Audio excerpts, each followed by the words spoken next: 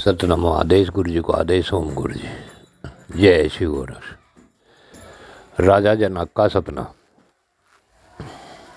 एक बार राजा जनक को सपना दिखाई दिया कि वे अपना राजपाट सब कुछ खो गया है और भिखारियों की तरह जंगल में भटक रहा है।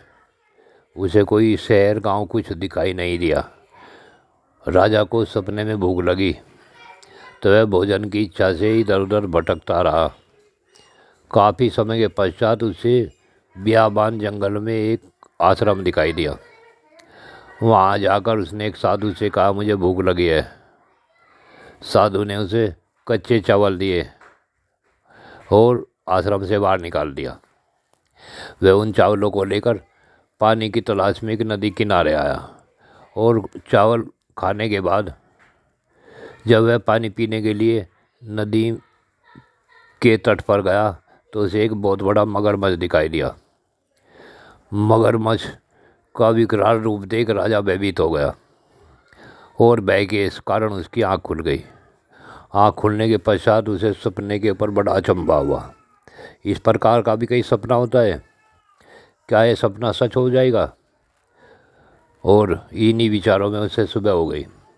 सुबह उसने अपने दरबार में सभी ब्राह्मणों को बुलवाया और ब्राह्मणों से पूछा, मुझे क्या सपना दिखाई दिया है? कोई ब्राह्मण उसका उत्तर नहीं दे पाया तो उसने उन्हें सबको गिरफ्तार कर लिया।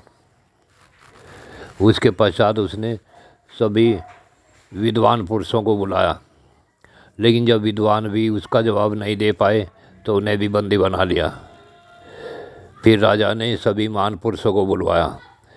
ऋषिगण जब वहाँ आए तो वे भी नहीं बता पाए तो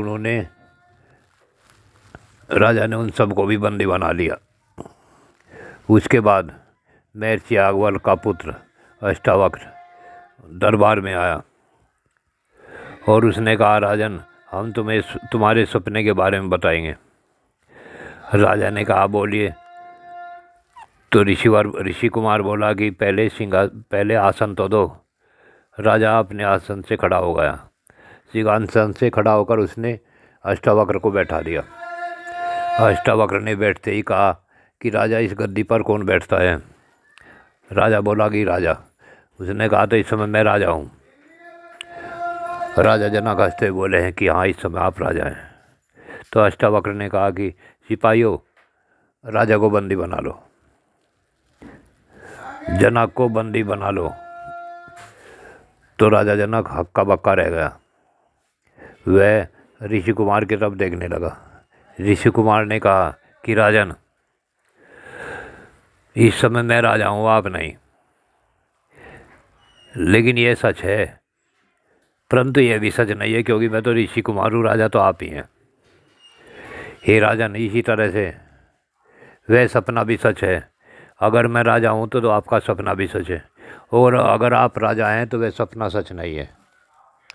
अब राजा जनक को महसूस होगा कि इसने इशारों में मुझे सब कुछ बता दिया।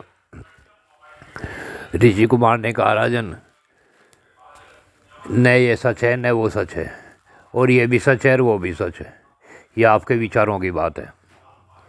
आपको जितने भी आपने विद्वान पुरुषों को, ब्राह्मणों को, ऋषियों को बंदी बनाया, उन सबको छोड़ दो और उन्हें प्रायश्चित रूप में सबको गाय दान दो। अष्टावक्र के कहने से राजा ने सबको छुड़वा दिया और उन्हें गाय दान देकर भेज दिया।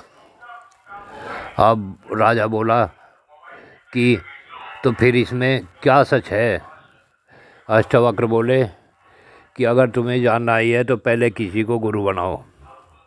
तो राजा ने अष्टावक्र को ही गुरु धारण कर लिया और उसके पश्चात अष्टावक्र ने राजा को आत्मज्ञान दिया। आत्मज्ञान प्राप्त होने के बाद राजा वैदेही हुए। वैदेही का मतलब होता है कि जिसकी शरीर की यानी देह की कोई छाया न हो। अब राजा वैदेही कहलाए।